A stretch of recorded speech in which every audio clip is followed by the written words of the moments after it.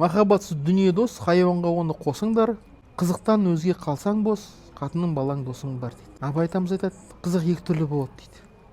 Біреу дүниенің қызығы дейді. Дүниенің қызығы дегеніміз ол жақсы қатын алу, жақсы бала өсіру, жақсы көлік міну, жақсы үйде тұру, дүниенің қызығы. Енді екінші бір қызық бар, өзге қызық. Ол дүниенің қызығынан тыс. Ол қандай? Ол Құдай таныған кездегі қызық.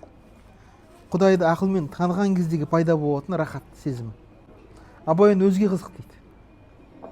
Оны бір татып алған адам дүниені енді көз келмейді.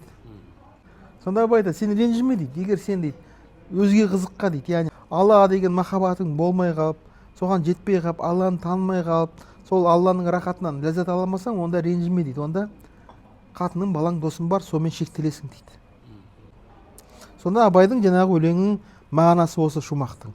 Махаббатсыз дүние дос, хайуанға оны қосыңдар, қызықтан өзге қалсаң бос, қатының балаң досың бар дейді.